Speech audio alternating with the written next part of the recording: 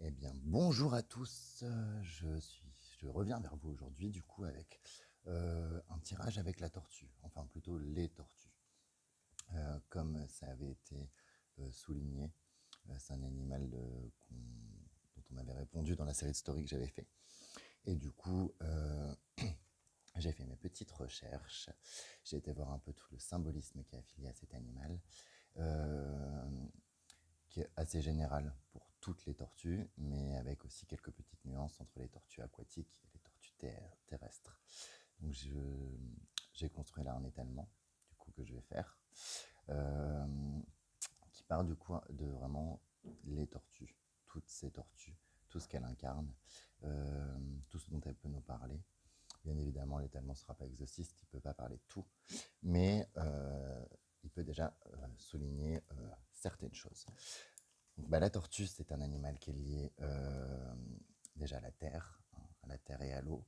C'est un animal qui est lié beaucoup à l'idée d'éveil des opportunités, à la longévité. Donc il existe 250 espèces de tortues. Voilà. C'est un animal qui peut être lié à la puissance maternelle au sens de terre-mère. Donc l'idée de terre-mère, de mère nature, de mère-terre, mère Gaïa.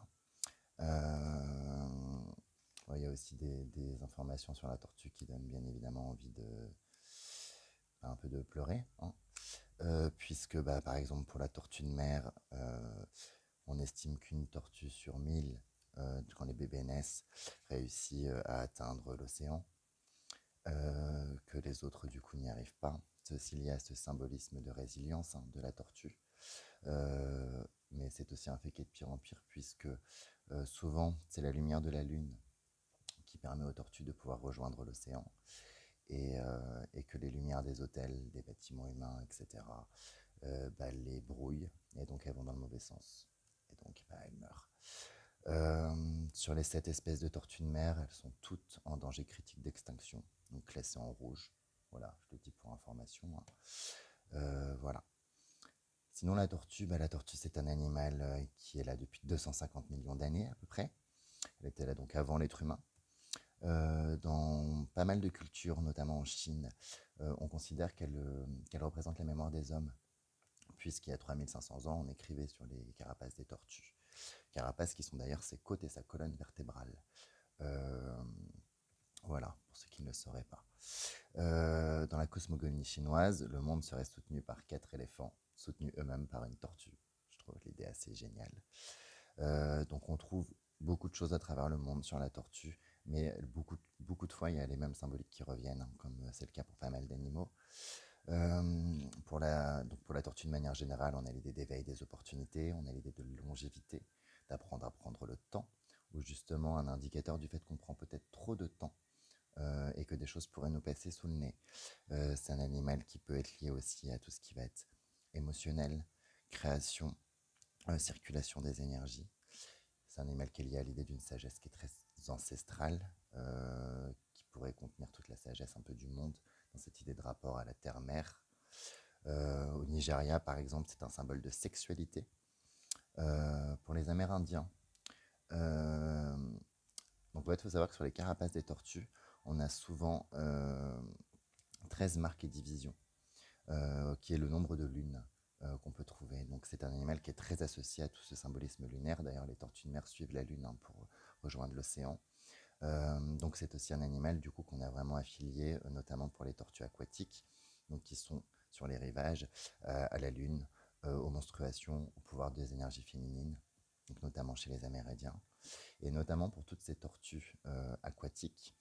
Ce sont des animaux de rivage souvent, puisqu'elles y reviennent à un moment donné, soit pour pondre, soit parce qu'elles vivent dans l'entre-deux. Et donc on leur a toujours associé un symbolisme de passage, que ce soit vers le monde des fées ou vers un monde invisible ou vers d'autres mondes, des univers autres.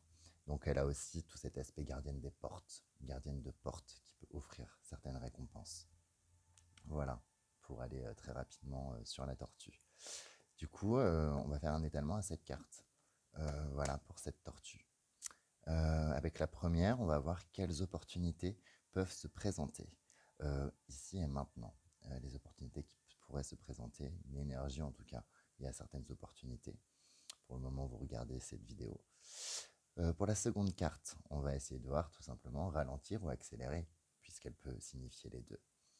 La troisième carte représentera la porte que la tortue pourrait nous laisser passer. Donc on va voir ce que ça dira. 4, ce qui peut nous aider dans notre ancrage. Le 4 étant en plus un signe souvent lié à l'ancrage, hein, à la stabilité.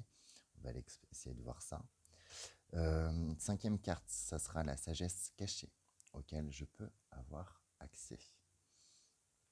6, ça sera comment mieux accueillir mes émotions, quelles qu'elles soient, puisque dans le symbolique de la tortue, notamment des tortues aquatiques, on a l'idée de pouvoir accueillir et respecter ses émotions, qu'elles soient positives ou négatives, de les laisser couler, de les laisser circuler. Puis enfin, septième carte, comme toujours, on va essayer d'aller voir un message de la tortue. Voilà, pour cet étalement et pour cet animal. Donc, il y a un peu de contre-jour, mais c'est quand même mieux que la dernière fois. Donc voilà, et ben je vais procéder à l'étalement avec du coup 2 jeux, le tarot de Zigan et le tarot des royaumes célestes. Et puis je reviens vers vous. A tout de suite.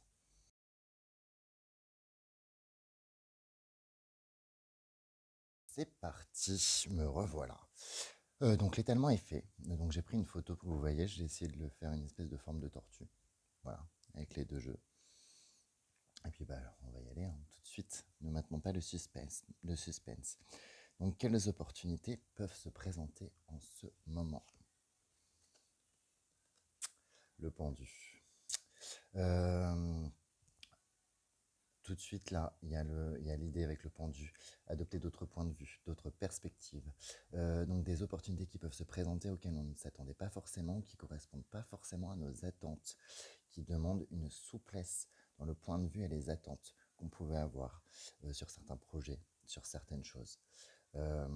Pour moi là, le pendu, il me parle vraiment d'avoir une espèce de souplesse dans les opportunités qui peuvent se présenter parce qu'elles peuvent prendre des formes inattendues ou elles peuvent demander d'avoir vraiment un regard très vaste et très ouvert sur ce qui peut se passer.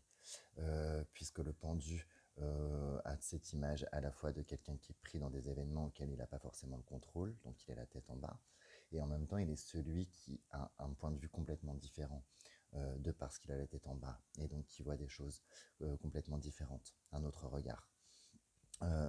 Là, j'ai vraiment cette idée de les opportunités qui peuvent se présenter.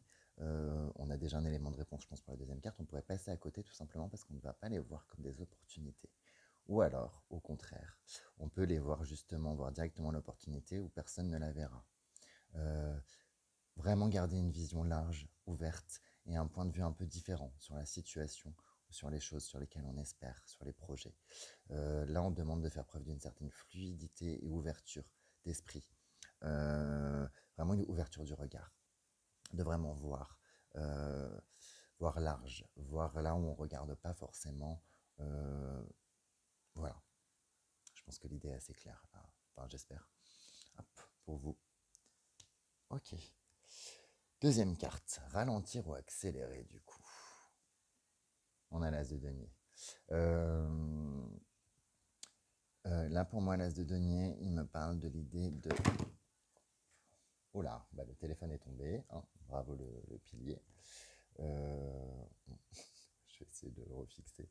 Du coup, l'as de denier, pour moi, là, il va vraiment me parler d'une notion de ralentir un petit peu. De ralentir une fois que les premières actions, les premières choses qu'on doit mettre en place, les premières choses qui ont été faites sont ancrées. Donc, de surtout pas relâcher pour autant les efforts ou les actions qu'on a entrepris pour ce qu'on veut. C'est juste s'autoriser de pouvoir ralentir une fois que le gros du travail a été fait ou que les actes ont été posés dans la matière. Je le ressens vraiment comme ça. Là, il a un aspect vraiment très terrestre, très nouvelles opportunités, nouvelles choses qui peuvent s'ouvrir, en correspondance avec ce pendu qu'on avait en première carte. Mais voilà, on ne ralentit qu'une fois les démarches entreprises, qu'une fois les premiers actes posés. Et ensuite, on peut ralentir un peu et laisser les choses suivre leur cours tout en faisant quand même ce qui doit être fait, puisqu'on est quand même dans la série de la terre, du matériel et de l'as qui ouvre les opportunités. Elle est belle cette carte, hein. Elle est vraiment très très belle. Voilà, donc j'essaye de refixer mon téléphone, puisque c'est un petit plus complexe là. On va essayer de faire comme ça. Voilà, parfait. Donc, la porte que la tortue pourrait nous laisser passer. Waouh, on a les 8 d'épée. La tortue là peut garder la porte de nos angoisses. Elle peut nous laisser passer pour aller voir nos angoisses, pour aller voir ce qui nous manque, aller voir ce qui nous pèse. Euh, elle peut nous permettre d'aller au fond dans notre inconscient, dans ce qui a généré tout ça, ce qui génère tout ça.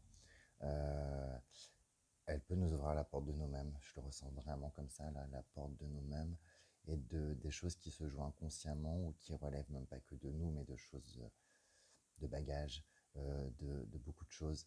Elle peut ouvrir une clé de lucidité, là, une porte de lucidité, une porte de compréhension de soi assez importante. Euh, Si on ose passer cette porte, si on la voit et qu'on l'ose passer, euh, avec des réponses peut-être dans les rêves, peut-être vu qu'on a ce symbolisme lié aux autres mondes et à ce qui est invisible, dans les rêves, dans, dans un rapport qu'on peut entretenir avec certaines énergies, certains guides. Euh, on peut franchir cette porte et des clés peuvent nous être données. Je la ressens vraiment comme ça, là, cette carte. Elle est assez belle, avec ce ruban rouge sur les yeux qui vole et un ruban qui peut quand même se lever. Très intéressant. Voilà la porte que la tortue peut nous laisser passer en ce moment. Si vous regardez la vidéo, en ce moment, en tout cas, voilà ce qu'elle dit, la tortue. Puisqu'on reste sur un tirage général, bien évidemment. Ok, il y a beaucoup de... Elle est très, très belle dans ce que... Il y a vraiment un truc dans ce que je ressens qui est une grosse forme de soulagement. Et de... Ah mais c'était ça. C'est assez folle cette carte. Ok. En 4, on va aller voir ce qui pourrait aider à notre ancrage, du coup, puisque la tortue est un animal de stabilité et d'ancrage. Le fou. On peut s'ancrer en prenant des risques, c'est ça que j'ai tout de suite, en prenant des risques, du coup en agissant dans la matière quand même. Il y a l'idée de pouvoir s'ancrer en, aussi en partant dans un espèce d'état méditatif, en partant dans un espèce d'élan créateur, de créativité. Elle est belle cette carte du fou. Il y a un peu une idée de contemplation là aussi dans ce fou. Donc soit de l'action par par la création, par le fait d'entamer des choses nouvelles qui vont nous ancrer dans un espèce d'élan créateur, dans une espèce de fougue. Là, il y a un côté très reine de bâton dans cette carte que je peux ressentir, et à la fois très reine de coupe. Euh, il y a, il y a aussi le fait de pouvoir peut-être nous réancrer en reprenant le temps de méditer, en reprenant le temps de contempler, en reprenant le temps. Il y a un côté, c'est comme si on avait mixé là un peu l'ermite, la reine de coupe et la reine de bâton. C'est très étrange. Je pense que c'est parce qu'il y a des choses qui peuvent qui vont un peu dans tous les sens et qui peuvent parler à pas mal à plusieurs personnes, plusieurs.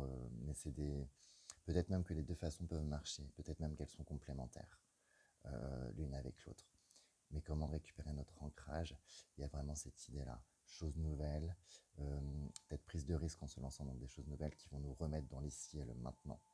Même si sur le coup, on va peut-être avoir peur. Voilà. Et un aspect assez contemplatif, méditatif.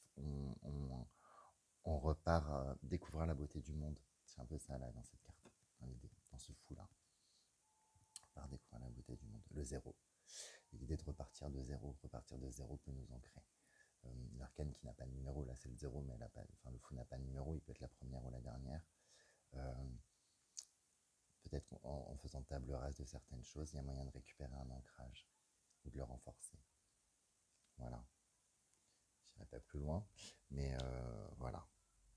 Il y a une énergie très chaude. C'est assez chaud et très doux, très réconfortant dans cette carte. Ok. Les 3 dernières, j'ai utilisé le tarot de Zigan. Donc on va avoir la sagesse cachée auquel je peux avoir accès. Alors, et Drabarni, c'est littéralement la carte de la sorcière. Donc la carte de la sorcière, de la voyante. C'est la carte de la femme, sage-femme, et de la femme connectée aux énergies naturelles, aux énergies des plantes, aux énergies des animaux, aux énergies de la terre, qui peut vibrer avec la terre, c'est la garante des équilibres. Il y a vraiment dans cette carte de toute façon l'idée de sorcière au sens de gardienne d'un équilibre qui manipule à la fois des énergies euh, sombres comme lumineuses qui s'entremêlent, mais toujours en lien avec la notion d'équilibre, de terre, de plantes, de nature. Elle est la gardienne de savoir, la sagesse cachée qui peut être nous donnée. Là, il y a une espèce de reconnexion à la nature qui est possible, à certains savoirs, à une certaine intuition, à certaines choses euh, cachées, les énergies autour de nous, les ambiances. Il y a vraiment tout ça là qui se joue dans cette carte. C'est la sagesse cachée auquel on peut avoir accès en ce moment, en tout cas au moment où on regarde cette vidéo. Cette sagesse s'ouvre. Euh, si on ose plonger aussi. Il y a quand même de ça. Si on ose plonger, si on ose aller explorer. Vous avez vu, elle a les cartes du tarot de Zingen dans les mains, elle a les plantes, elle est magnifique cette carte. La sagesse cachée, c'est la sagesse de la nature, c'est la sagesse des plantes, des animaux, des ombres, de la lumière, de l'équilibre. C'est la sagesse des femmes aussi, de la sorcière, de la sage-femme, de la guérisseuse. Toutes ces notions-là se mélangent dans cette carte.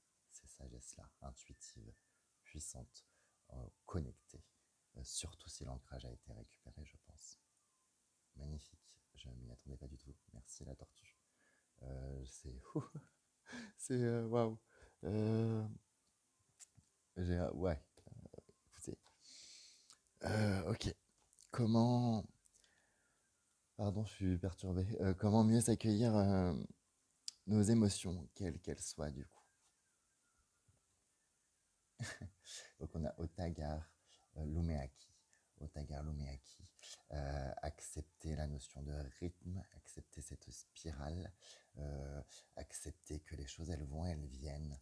Il y a une idée de mouvement très très forte dans cette carte, dans le sens où pas un mouvement qu'on provoque, c'est qu'on accepte de subir aussi les choses qui se passent de l'extérieur et donc les émotions là qu'on subit.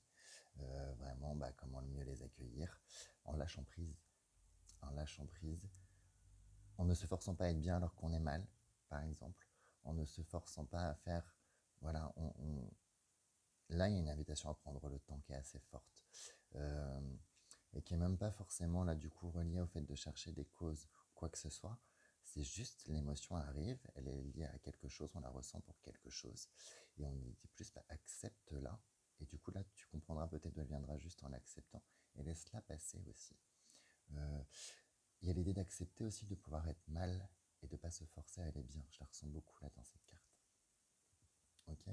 Donc comment mieux les accepter, ne pas forcer des états émotionnels ou des choses qui au final risquent d'empirer, puisqu'on risque de retenir ces émotions et qui du coup, là, elles commenceront à avoir un arrêt. C'est normal en fait de ressentir des émotions tout le temps. C'est normal de ressentir des émotions de tristesse comme des émotions de joie.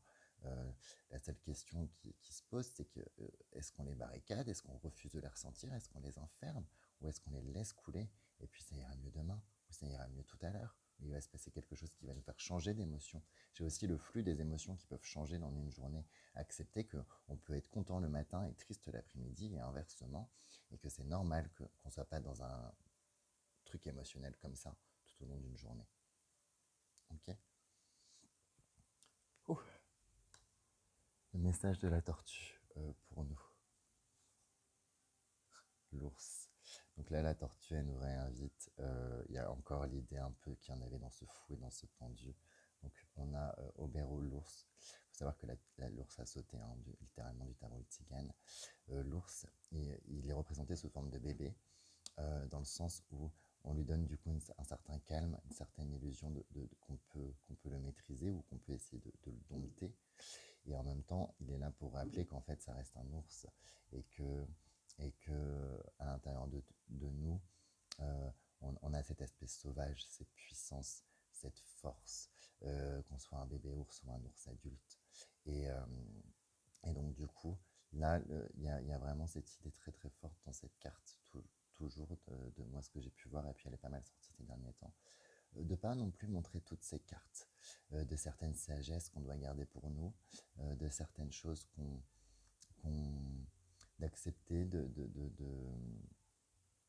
pas démontrer toute notre force, d'aller tranquillement. Notre force, elle est là, on sait qu'elle est là, on n'a pas besoin de la démontrer. Voilà, c'est ça, on n'a pas besoin de la démontrer, on n'a pas besoin de la prouver.